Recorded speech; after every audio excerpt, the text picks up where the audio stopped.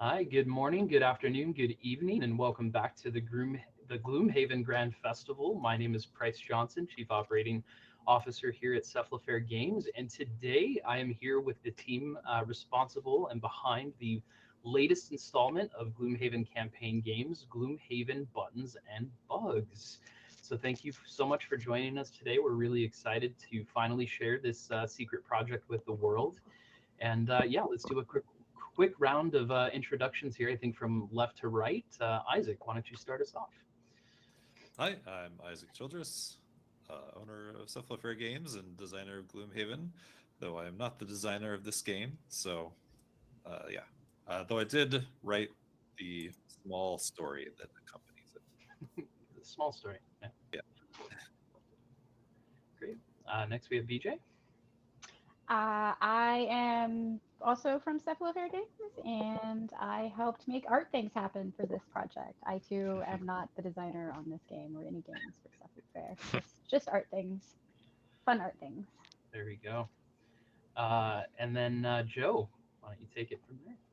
Uh, yeah, Joe Klipfel, co-designer on Buttons and Bugs. I designed the game that Buttons and Bugs turned into. I designed Gloomholden as a fan-made project that Cephalofair picked up and Nikki helped develop. So it's probably a good segue to Nikki. Good. That's right. I'm the other co-designer, Nikki Valens. I've been designing games for over 10 years now. And I don't know, you might know some of my games like Manchester Madness 2nd Edition, Legacy Dragonholt, and Artisans Splendid and Veil.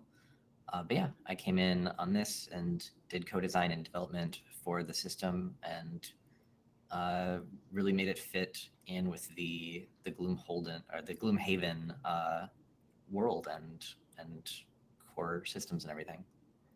Yep. Great. Thank you all for that lovely round of introductions. Let's get a little deeper here and jump straight into it. So, Joe, I'm going to start with you if that's okay. Yeah, Um, Tell us a little bit about yourself. Tell us about your background designing micro games, because I understand this isn't the only one that you've touched before. And the history of Gloomholden. Where did all of this start before we even got the buttons and bugs? uh, yeah.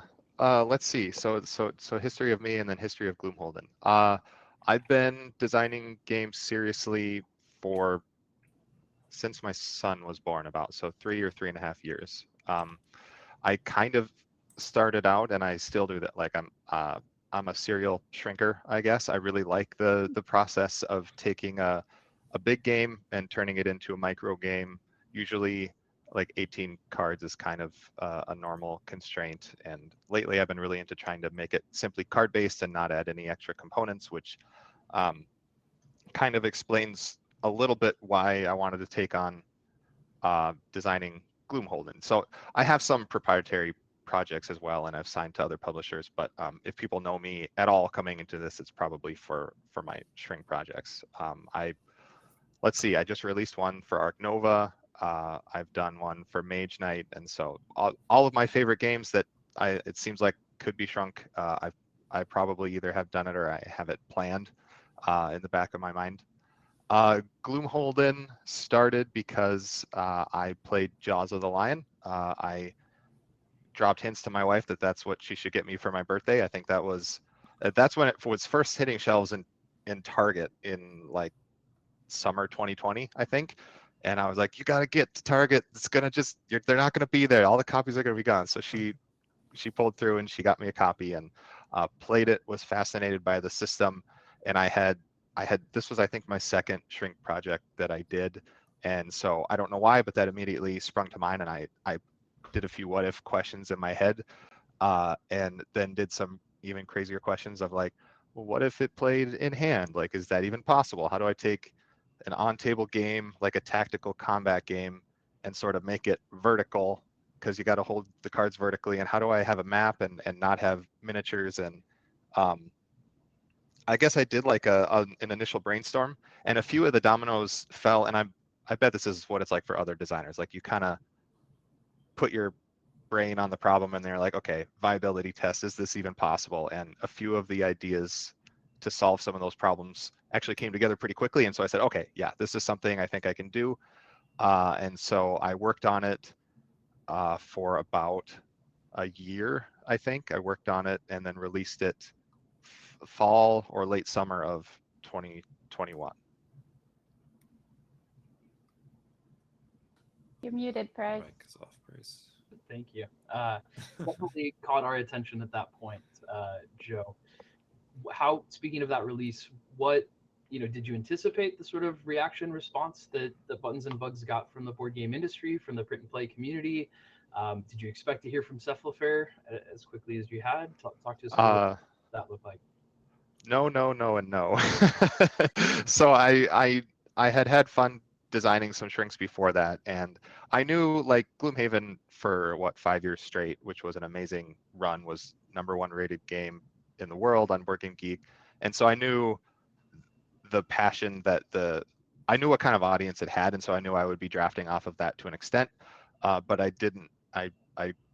wasn't expecting like the kind of, it sort of blew up, and I wasn't expecting that. Like it caught the hotness and it rode the hotness for a while, and then was absolutely flattered. It picked up a Golden Geek Award for Print and Play Game of the Year for that year, and so was not expecting that. Was not expecting. I remember the moment that so Price was the first one to reach out to me on Facebook, and I was sitting next to my wife on the couch. I remember the moment, and I said, "Krista, look at this. This guy works with Cephalofair," and Price was just really cool, and we started a conversation. So I know I wasn't expecting to hear from you guys either. Yeah, it definitely came onto our radar out of nowhere. I think before even having read the articles that were, being published that morning, I know I woke up to some emails, right, from industry peers that had seen the release that had questions about, hey, is this available for localization, or is this available for licensing? Do you have intentions to publish this? Things like that. So definitely an exciting, morning to wake up and check the inbox and learn about things we weren't responsible for, but people thought were really cool. So yeah, that was definitely a fun first conversation that we had. I do recall asking you kind of what your background with Gloomhaven was, right? How long did this Gloomholden design take you, right? Surely you must have a tremendous amount of experience and several campaign playthroughs under your belt, right? To translate a 20-something pound game into an 18-card variant. So yeah, tell us about that. Well, yeah, so that's, slightly embarrassing because Price and Isaac asked me, because they're like, well, we're always trying to touch base with people who make fan content. Maybe we roll them into our playtester group because they're usually really experienced with the system and they know it backwards and forwards. And so they asked me how much Gloomhaven have you played? And I said, well, I haven't played Gloomhaven proper. I played Jaws of the Lion. And they're like, oh, cool. So you went through the campaign a few times. And I said, I got through 4 scenarios. So I had 5 sessions, 4 scenarios, because scenario 4 is hard. And I looked it up on the internet. I'm not the only one who thinks that scenario 4 is hard. I played it twice. And that's when, and it's not because I was like frustrated after losing a scenario. It was like, no, I'm falling in love with this system. And then, I think designers get it. You get the itch and you're like, I think I can riff on this and make a design that works, like a shrink project from this. So I kind of felt compelled to move away from playing Gloomhaven to sort of playing in the sandbox in the design space. Yeah. See, now Joe calls this embarrassing that he had so little Gloomhaven experience. I have completely the opposite impression, which was I just found it incredibly impressive. And I think that statement alone was enough for us to be like, all right, this is something we need to talk further about. And we're incredibly interested that someone's put this amount of work and passion into something that they're only 4 scenarios deep in. Granted, that 4th scenario is a kicker. So it's a good one, yeah. If you can beat that one, then I think you've earned your accolades you need. So great. So yeah, shortly after that, I think it was the end of that call, I told you to expect a copy of Gloomhaven in the mail from us and a dedicated folding table so you could get to work doing some homework on what would become Gloomhaven. Oh, is that it behind you? It's right behind me. This thing is the only reason I get games played as a parent. So yeah, very much appreciated. From one dad to the next, yeah, sometimes those dedicated tables are absolutely necessary. So you've talked about this being a micro or a shrink game a couple times here. With that, I'm actually going to transition over to Isaac and ask Isaac to talk to us a little bit about the setting and the narrative themes that we'll find around Buttons and Bugs. Isaac, what are our mercenaries or our wannabe mercenaries getting up to this time around? Sure. Yeah. So, Joe had written a story for for Gloomholden, but it was, it was how do I want to put it?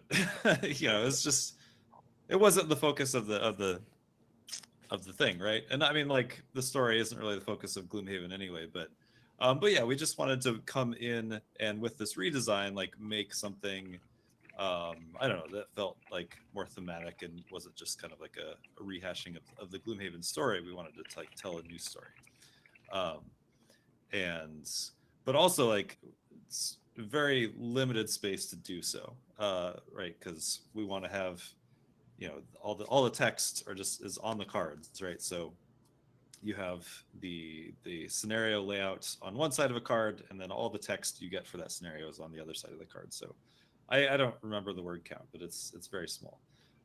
So we're only able to tell so much of a story, and again, like, it's not going to be the focus. The focus is going to be the gameplay, but we still wanted to do something interesting. And so I remember thinking about it one night and just like, what could we do with the story? Like, it should be like kind of light and fun, because there's not a lot of space to tell it anyway. And I thought, oh, it would be cool if we had like a Honey, I Shrunk the Mercenaries sort of thing, where the whole story, because it's a tiny thing in a tiny box, we want to have like the story where everything gets shrunk down. And I remember like getting on a call with Price and being like, okay, this is my idea. And he's like, oh yeah, I already had that idea. Like, we're going to call this project, like the code name for it is Project Moranis, based on Rick Moranis from Honey, I Shrunk the Kids. It's like, all right, well, we're on the same page then. So let's do it. So yeah, I just kind of wrote this fun little story about, how, it's kind of set after Gloomhaven and Forgotten Circles, at a point where Hale, who had been kind of instrumental in the resolution of both those stories, has become like famous in Gloomhaven for saving the city and like making heroes out of the mercenaries who work with her. But she like hates that all these people keep coming to her like asking for help, and so she's put an enchantment on her door. So if anybody tries to barge in to the Crooked Bone looking for her, they immediately get shrunk down, so she doesn't have to deal with them. And so as a wannabe mercenary, that's kind of what you end up doing as well. And so you get shrunk down, and now you're this tiny mercenary, and you've got to figure out how to get back to your original size. And that's basically the whole story. So you travel across the streets, which is kind of like an epic quest in itself, because you're tiny, and yeah, you go through all these adventures, meeting all these sorts of interesting characters and fighting all sorts of exciting enemies. And yeah, that's basically the story. So what I'm hearing is Gloomhaven meets Honey, I Shrunk the Kids meets The Borrowers, meets Secret of Arietti, kind of vibes is what we're getting from here. While we're all playing Grounded. While we're all playing Grounded, yeah. Excellent. That sounds like a lot of fun. Isaac, thank you for walking us through that. So my next question here, again, Isaac, while we're with you, is I guess, with this being a solo game, with this being a much smaller offering, what are you most excited and hoping that Gloomhaven fans, new and returning, get from Buttons and Bugs that they wouldn't get from our other campaign entries?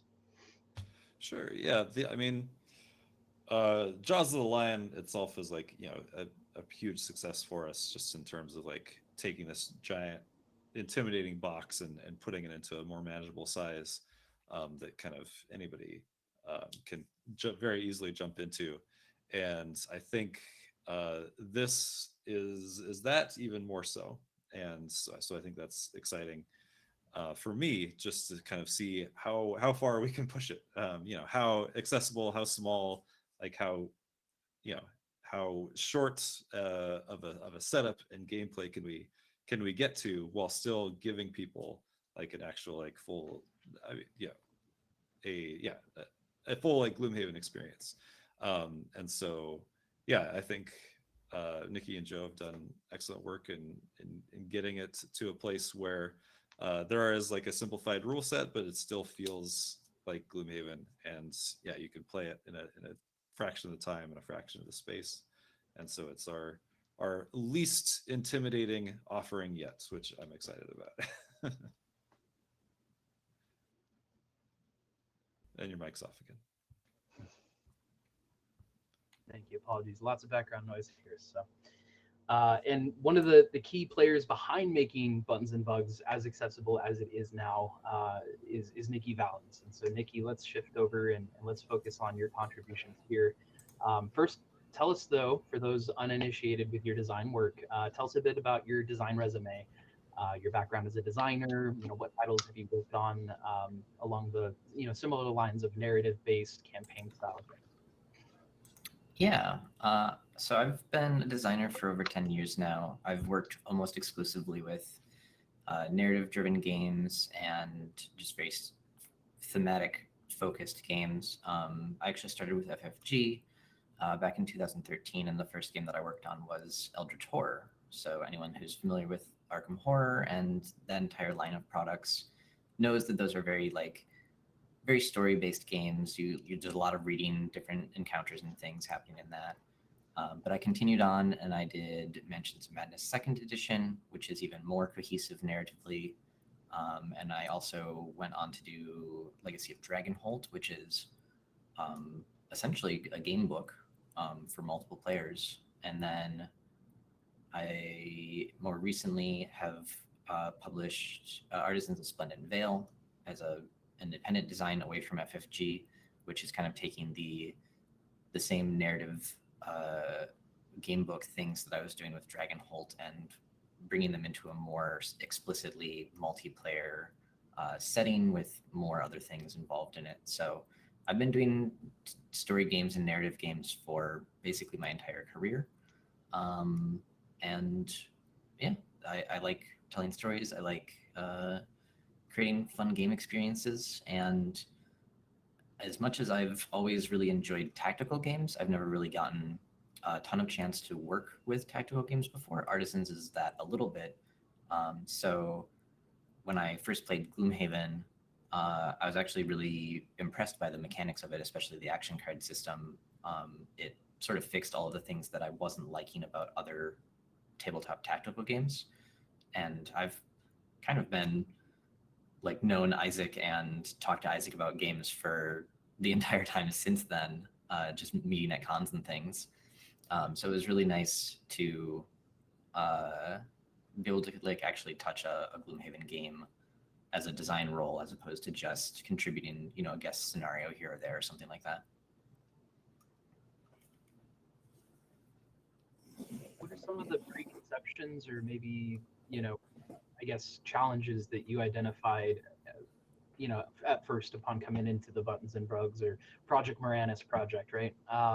That you kind of noticed first and said, all right, this is clearly something we're going to need to take a look at to make this a more approachable, mass appeal game.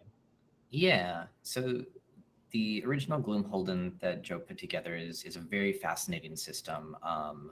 It was definitely intimidating at first, but once I got used to it, I could see all of the cool little design mechanisms that Joe had put into it and how they all interacted. And honestly, I was fascinated as a designer. I dove in almost immediately and started trying to figure out how the characters were working and how all of the different pieces of it fit together. It was very interesting. It really was making my brain buzz as a designer. But as we went on and started developing a few different pieces of it and trying to get the different characters to work and writing out this new story that we were writing for this game, I realized that it was really intriguing to me as a designer. But there was an aspect to it that wasn't hitting for most Gloomhaven players. So I took a step back from our design that we had with Gloomholden and really looked at what is the experience we want to be shooting for with this product. And the thing that seemed to make the most sense was it's Gloomhaven, but smaller. So we really took all of those existing mechanics of Gloomholden. We tried to figure out what was different about it and Gloomhaven, and how could we keep as much of the Gloomhaven core rule set intact as possible to make the transition from players who'd already played Gloomhaven to coming to this that they would know how to play right away, and also players that were intimidated by the larger Gloomhaven products and they decided to start with this. Can this be sort of a gateway for them to learn the rules in a basic setting and then move up and learn the additional rules of the larger game? And that way there wouldn't be basically differing or contradicting rules between the two systems. So that was a big focus in the design of this, is taking all of the cool mechanisms that Joe created, the ways of having very few cards, or as few cards as possible, with an experience that is as large as Gloomhaven, and then kind of marrying that to the ability to keep the core system as close to Gloomhaven as possible, while also sort of trimming it down in places that it needed and streamlining it to be a very straightforward system that players would get to engage with the action cards and other very core features of Gloomhaven and learn that system without having to be overwhelmed or intimidated by all of the rest of the stuff that comes with a larger Gloomhaven experience. Excellent. And I think we have some component images here of some of the new mechanic components that players can anticipate that help translate that core Gloomhaven gameplay into this smaller offering. So right here we have a copy of the box, and I will say here I've got an advanced white copy version of the box, so you can see truly this is how small the game is currently designed to be, subject to small production iterations, of course, but really excited that this is something that actually fits in your hand, weighs less than a pound. You can throw it in your backpack or purse. Yeah, if we can show off the modifier trays and the enemy trays, I'd love to highlight and focus how those components work compared to the traditional modifier decks found in the big box version. Nikki, if you can kind of speak to what we're looking at here, that would be great. Yeah, absolutely. Just seeing if we can get to the... Yep. We're cycling through images. Too fast. Yeah, if we have the monster trays image up, Ruel, that would be great. We'll get to one of them, and I'll talk about whichever one shows up first. Perfect. Great. All right. Oh, one back. We almost got there. There we go. All right, so these are our monster trays here. In order to kind of make this experience as small as possible, make it have a nice small footprint, but also be resistant to bumping the table or other things like that, we went with these double punch trays that have these kind of cutouts for the different components that are going into them. I felt this was really important because one of the things that I really wanted to be possible with this game is that its table footprint is very small. You can, in fact, play this on a tray table on an airplane. So I wanted the chance of you losing your cubes and stuff if you did decide to play it on an airplane to be reduced as much as possible. So what we have here basically is there's these different monster cards that have their stats. Of course, we got their art on there, how much health and shields and other abilities that they have. And that just slots into the little double punch tray there.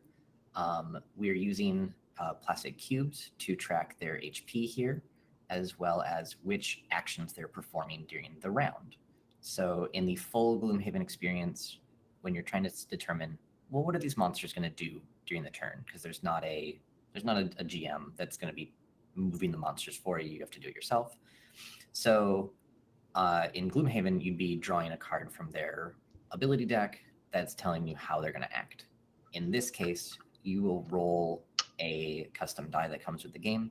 It has a minus, a 0, or a plus on it, and that roll will determine which of the 3 possible actions that the enemy is going to perform.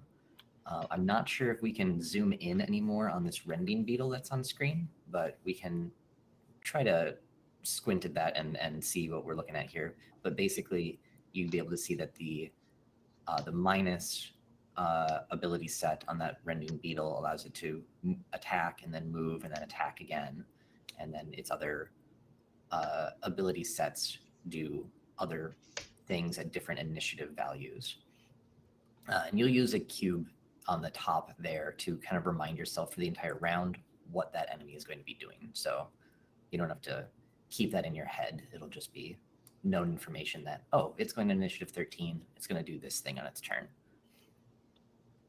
So thank you for walking us through that. And I think this is a very important historical moment to just pause and take note of, is that I see a die in an Isaac Childres title. So just need to call that out and make things uncomfortable for a moment before moving on. Yeah. There is a die in this game, yes. And Isaac, that's cool. We're going to ship this. We have your I blessing. suppose so, if we have to. Okay. Excellent. We could shrink you down and put you in the box, and you can just play rock, paper, scissors with the player instead. Does that work? I don't want to That know how sounds replacement parts work on that. We'll scratch that. You're giving away our evil clone factory. Oh, sorry, I wasn't supposed to mention that part. Spoiler. Cool. Nikki, any other major mechanical deviations that you want to highlight before we move on and talk a little bit about artwork here? Yeah, I think if we move to the next image, that should actually show us the modifier trays as well. That'd be great. So the modifier trays are going to be using this same double punch technology here. Just like the previous one, we've got these slots here so that you can have a cube to track which of the modifier rows is being used at any time. And it's also using that same custom die from earlier. So in Gloomhaven, the big Gloomhaven, you'd be drawing a card from a modifier deck, as is the way without dice. Thank you, Isaac. I actually appreciate that a lot. But here in Buttons and Bugs, we're going to roll that die every time we do an attack, and that determines which of the modifiers in your current row get used. So if you roll a minus, you'll be taking from that leftmost column. The 0 or the circle takes from the middle column, and then the plus is going to take from the rightmost column. And they're generally organized such that plus is better for you and minus is worse for you. Every time you do one of these rolls, when you do an attack, you're gonna then move that cube on the left down one slot so that you're effectively working your way through your modifier deck. And for those of you who are already familiar with Gloomhaven and what those modifier decks look like, you'll recognize that these are almost basically exactly the same as the base attack modifier deck, with your -1s and your +1s, the +2 and -2, and the miss and the ×2. And then as you play through the campaign and your character levels up, you will actually replace the card that's in this slot with your upgraded modifier card for your class or your character. So, for instance, we know that the Silent Knife is going to be doing some poison and get a lot of really big damage output. We know that the Tinkerer is going to get to add a little bit of heals in there or add some conditions onto their attacks and things like that. So that'll help to make these playable characters feel very different as the campaign goes on, and their modifier decks reflect the type of play style that they have. Very cool. And we've had a couple questions here in chat. I just want to make sure that we call out here as well. We've answered in chat, but we'll answer here in video form as well. But Buttons and Bugs, replayability, what type of content exists here? Will people be playing it multiple times through? Is there unlockable content? Nikki, talk to us a little bit about what players can expect. Yeah, absolutely. So the campaign itself is a total of 20 scenarios. So there's a sizable amount of content there. There are 6 playable characters in this game, and each of them plays quite differently from one another in terms of how they approach any given situation. So if you play the same scenario with 2 different characters, how you go about interacting with that scenario is going to feel pretty different. But there isn't a retirement system in this like there is in Big Gloomhaven. Instead, you'll just play as your one character through the whole campaign. And as a result, you could, for instance, play through the whole campaign with all 6 characters to get a pretty different experience overall from each of them. So there's quite a bit of content in this small package. Excellent. Are there like variant items and equipable things as well that I can do slightly different build outs of each character if I do happen to play the same character multiple times? Yeah, absolutely. So not only is there the different characters, each character also is going to have different cards, ability cards that they can upgrade. So whenever you level up in this game, you'll get to upgrade one of your ability cards to a stronger version of itself.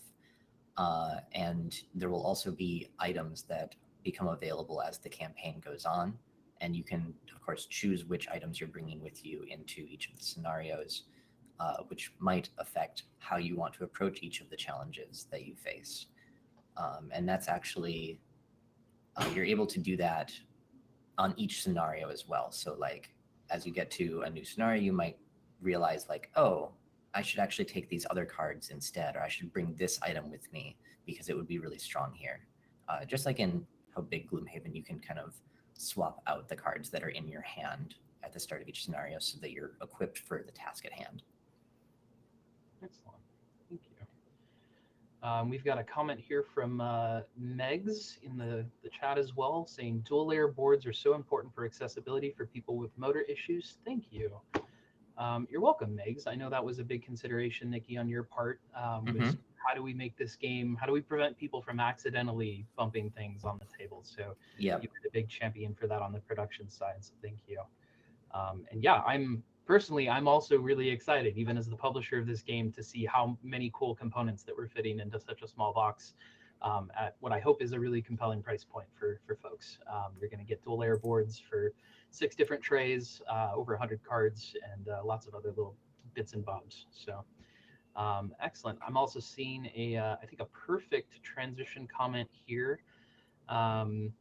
Just want to say this looks fantastic artistically, and I'm excited to see how the custom content community takes off with single card scenarios.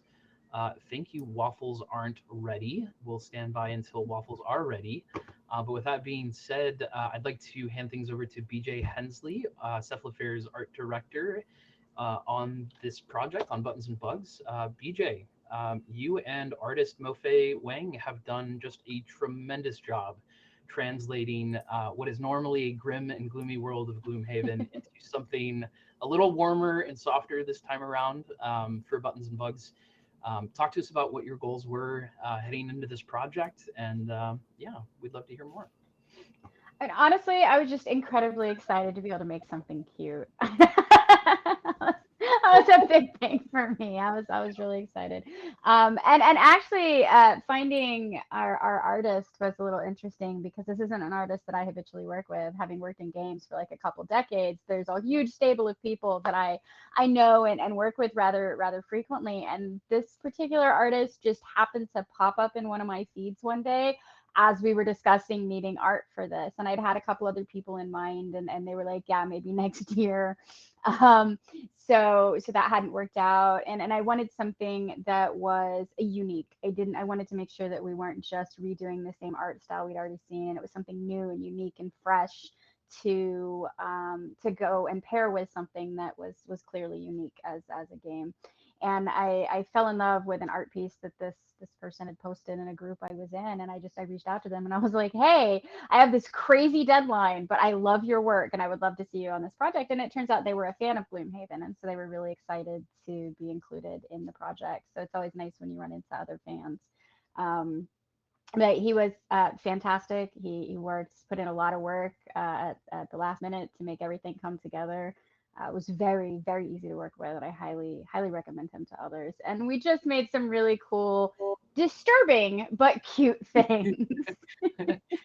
I say it's some of the cutest art we've seen, but I think it might also be the first artwork we've seen featuring toilets and infested rodents. So take it or leave it, but that's the elevator pitch for you all here today. Just depends on what you find to be cute. But you know, if shrunken critters and rats and outhouses are your thing, then we're here for you. You're not gonna find cuter rats in outhouses than Gloomhaven's Buttons and Bugs, folks. So Yeah, I think important to highlight, BJ, if you don't mind, but BJ, for those that don't know, is also the owner and founder of Playground Adventures, which is a publishing company responsible for really bridging the gap between role-playing games and adventure games and families and families with children, especially. So on a personal note, as someone with both a 7 and a 6-year-old, like I cannot think of someone better to have helped bridge this art gap and transition from our original style to this Buttons and Bugs style that we have. So thank you so much for spearheading that, BJ. And I think you and Mofe have done just tremendous work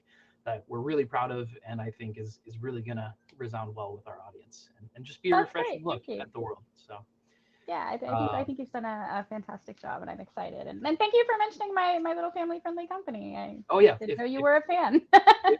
if you all are into role-playing games and you've got young children at home, like you got to check out BJ and Playground Adventures work. It's really great stuff. It's mostly not for profit. We do a lot of stuff with schools. Even better. All the more reason to plug it. But speaking of Mofe, like talk to me, what other components, because I know not everything that we have on the page right now is final production artwork, but what other components can we expect to get similar Mofe treatments on this project? Yeah, so we've got a lot of art, and I think that we can probably show some of it here today, I hope. For those who haven't we got seen it it. cycling right now. Yeah, there's our evil sorcerer. So he's pretty wicked looking. Yeah, I had a lot of fun actually with the demons. I think we really enjoyed doing that and all the little bugs and stuff. But we have more things that nobody's seen yet. We are doing some images of the mercenaries themselves. So we're really excited to make micro minis. So a Price, this is not my idea. I wish I could claim it, but it's not. Price came just like almost running into a room sort of scenario into our DMs one day and was like, we can make these micro mini things. Can we do teeny tiny miniatures? And I was incredibly excited to see that happen because I love all things that are tiny and cute. I'm that weirdo that collects like the tiny condiment bottles just because, oh, that's adorable. So I reached out and the artist managed to find just a tiny little bit more time for us to work on some mercenaries. I was hoping to be able to show them sooner, but since we did decide it was a little last minute, they're obviously not done yet. But we're gonna have those, and then we should have Chris Lewis, who's a well-known artist, miniature artist for Reaper, will be making our teeny tiny micro minis for us, and they're gonna be the cutest thing ever. And I'm really very excited to see where the artist takes these mercenaries, because we're not just going to do direct mimics of the current mercenaries. They're going to be the same ones that we know and love. We'll have our Inox Bruiser, but they're going to be his style of art. So I'm excited to see how that translates over into something just a little bit new for the Gloomhaven world. Yeah. Micro mercenary miniatures is definitely something that I got a little overly excited about. It's super cool though. Yeah, and Micro Mercenaries did not land as a subtitle pitch to Isaac, but I'm very happy with where we ended up on Buttons and Bugs. Buttons and Bugs was great. That's a great title. I know there was a couple titles that were being tossed around, and I got to admit, so I just sort of took off and started calling it that. And I don't know that I actually so much asked a lot of permission. I was just like, so it's Buttons and Bugs, right? I don't know whose idea that was. That might have been Price's, but I think Isaac has some claim there too. I don't know, but it was the one that I thought sounded great. Yeah, it was a collaborative effort. There we go. Yeah. There you go. Well, excellent. Well, very excited to see some returning enemies, but also new enemies to the Gloomhaven universe, because not all of these that you provided direction for are returning characters. Some of these are like brand new. So talk to us. That's true. What was that experience like directing Mofe on new entries into the Gloomhaven and like being responsible for some new canon that Nikki and Joe, helped creatively build? It was a lot of fun, actually. It was nice to see something new, that it wasn't just a remake of something else. So I've only been here a little over a year, and one of my tasks has been to sort of redo a lot of the art, and it's just not quite as much fun as making something new. I mean, it can be fun, but it's not as exciting as seeing something come to life for the first time. So we had this is the most disturbing stuffed animal I've ever seen in my life. Again, the cutest stuff you'll ever see in our universe. It's adorable. So we had a great time with it. That stuffed animal that was just on the screen is interesting because one of the things I did at Playground Adventures was we wrote an adventure that included literally a giant stuffed teddy bear as one of the big things in it. And it sort of had that similar look. So I was like, how am I doing this again? Because after I wrote that, I had 2 other companies asking me to write something similar. And then we did like emotional support stuffies that I wrote the rules for. It was just a whole thing. And then here I am all these years later, and I'm making a disturbed stuffed animal for Buttons and Bugs. So that was a lot of fun, but it's appropriately gross. This is one of my favorites too. This is a prime demon, and I know in Gloomhaven it's a little bit different. Like, so some of the lore I found out that I didn't know was that these things can sort of change their shape a little bit depending on their situation. So we're 2 legs instead of 4 on this, and writing this really cool beetle, which is another new addition to the game, and was also a great deal of fun to make. And Mo-Fi was so easy to work with. Honestly, I think on the bugs, there wasn't a lot of back and forth there. It was like he had some really cool ideas, and it was nice to see the artist's view of things shine through. That thing is just gross. It's just gross. One of I think my favorite piece is probably the Wind Demon. I don't know if we have that, but I think we might. Yeah, in my head, each of these have like canonical reasons for their backgrounds. Like the Frost Demon's in charge of running like the freezer at the Sleeping Lion. And... There you go. There's our rat, and there's that King Button. Oh, we just scrolled past that rat with the toilet. Everyone should see that. And I got it. That one's totally on me. All right. So the artist came back with this perfectly fine, disturbing looking rat, and it was just sort of on the tavern floor. And I was like, I feel like we need a more in-depth background because a lot of them have cups and mugs and spilt things. And so I was like, where would I go if I were a rat? And unfortunately, the place that I think a rat would be most prone to go is for sewage. So I was like, hey, can we have like a little outhouse behind, maybe some toilet paper going on in there? So that's all me. If anybody hates it, it's me. I'll take that. That one was fun. The first canonical roll of toilet paper in the Gloomhaven universe. That's exactly right. I even Googled it. I was like, when was toilet paper invented? You know, like, serious. I go way too far into the weeds on these things just to make it make sense. I think there'd be a lore answer on when toilet paper was invented in Gloomhaven and what did they use beforehand. I actually did consult our lore master. I was like, is there any reason we can't have toilet paper? I mean, they're somewhat evolved. You know, I feel like in the city this size, they've probably got some version of toilet paper, right? Yeah. Well, I mean, it is well known that if you're out on the road, you're going to use leaves. That's true. Because there's a famous road event. Oh, God. Oh, no. I'd like to think Gloomhaven's just super advanced and every public restroom is installed with bidets. And so it's not even a consideration and we're good. There we go. Yeah. Well, the bidets didn't shrink well enough. You know, plumbing is an issue and all of that. So these poor critters, they got to go old school. That's what it is. Well, at risk of talking about toilet paper any longer, Make it stop. no, that's entirely my fault. I apologize. Well, excellent. Thank you, everybody, for doing a quick run through of Gloomhaven Buttons and Bugs. Let's take a look at the chat here and see if we have any outstanding questions that we can answer. Nikki, I see you've been super proactive in the chat. Have you seen anything you want to call out specifically? That's a good question. Let's see. I do see a question about, is this based on Gloomhaven first or second edition? Is that something you and Isaac can talk a little bit more about, what players can expect? Yeah, we basically, when doing designs like this, I like to make as many references and kind of callbacks to other designs as possible. So once I learned that there was a Gloomhaven 2.0, I was trying to reference that as much as possible in a lot of the card names and things. That doesn't necessarily mean that these are direct translations of the effects or monsters that you would see in Gloomhaven 2. They're more of just letting that inspire our designs as we were going into this game. Of course, there's a difference enough in the system that most of these effects had to be designed from the ground up in order to fit in with this smaller scope.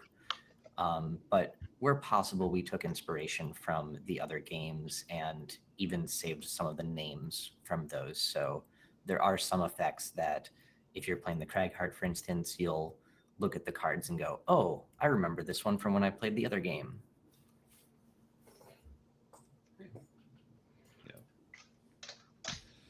I don't see it here, but I have seen it pop up a lot in our other announcement threads. But a question for Nikki and Joe here. Is this a kid's game? And if yes or no, what age ranges would you consider this to be most appropriate for? Yeah, talk to us about that. Well, the cute art does not necessarily mean that this is a kid's game, but it is a slightly simpler rule set in order to kind of learn how to play the game. So we hope it's a little bit more accessible in general. But because it is a solo game, if your child is wanting to play, you may have to, help them actually understand the rules. You could play it together, for instance, but it's not the same as would be if you're playing a co-op game where you can both be playing together and you can just kind of help them along. But you can certainly, tag team the tactical and rules bits of it and, play the game together, controlling a single mercenary. That would certainly be possible. Or, I don't know. I mean, when I was a kid, I played a lot of games that I was probably too young for, so maybe that's your kid too. Sure. I would say that artistically, if they're okay with like Sid's room from Toy Story, they're probably okay with the game. Sure, yeah, they're not going to find anything too morbid or gruesome in this offering. And Nikki, I think you nailed it, right? As the father of an 8-year-old, is this something I'm expecting my daughter to play all the way through? No. Is it something that I think, with Dad's help, we could sit down and she could read the narration card and help me make some decisions as I go through, with it being a solo play experience? I think, yeah, we could get there, but I think officially what we're billing this is probably ages 10 and up, depending on your child's level of familiarity with Euro games and complex strategy games and things like that. So again, definitely a more accessible approach, lower entry than that 14 plus on Gloomhaven and Jaws of the Lion, but still not quite what we would consider or brand as a children's game to be played. So excellent. Isaac, did you have any final thoughts? Anything else you'd like to share just in terms about your excitement for Buttons and Bugs before we start to wrap up here? I'm excited about the Gloom Toad. It's a new enemy. That was actually really fun. I was waiting for it to come up, and I saw it for like a second, and it was gone before I could even mention it. But that one was a lot of fun. There we are. There's the Gloom Toad. The Gloom Toad. All right. So, is this a toad? Is this a demon? Is this a toad demon hybrid? What's the lore background here? What's going on? I mean, in my mind, it's like, it's a toad that has been, corrupted slightly by the gloom, right? And so it's a gloomy toad that wants to kill you. And I got to make it purple, so it's my favorite. Fair enough. We do see a couple more questions here. I think we can outline. Any plans for small standees instead of cubes? Unfortunately not, just with the number of enemies included. We're really trying to keep this box as small as possible, so it's going to be color-coded cubes is the way to go on this one. Gloomhaven RPG players better make sure they include the very important bidet ubiquity in their campaigns. Let's make sure that we've got that one down, team. Did you see the person who said, I thought this was a solo game, not a 2-player? I had to laugh at that. Oh, that's fantastic. That's That a was good beautiful. pun. Well done. You win. Internet one. Get out. I typically love dad puns, but that's just too much. That's a good enough pun that I think that person deserves like a discount on their. You know what? You heard it from Nikki themselves. Somebody track that username. They're getting a free Buttons and Bugs pledge. Let's make that. Oh, now it's going to start raining puns in here. Oh, Hawk God. I can Skull, only hope. It's a one-time only event. yeah, Hawk Skull, you officially have won our first pun award. We'll be hearing from a member of our team shortly. And yes, everyone else, please flood the chat with puns, but it will not get you rewards at this point. That reward has been claimed. Well, thank you everybody so much for joining us today on stream to share in this exciting announcement of Gloomhaven Buttons and Bugs. Again, we are tremendously excited to be lowering yet again the bar of entry into the Gloomhaven universe. We're hoping for this to be our most attractive and accessible on-ramp to the Gloomhaven game system. And we hope that you check out the Gloomhaven Grand Festival, see what's new today, see what we're adding every day from now until the campaign ends on the 19th. And thank you for tuning in. So with that being said, have a great day. And thanks from everyone here at Cephalofair Games.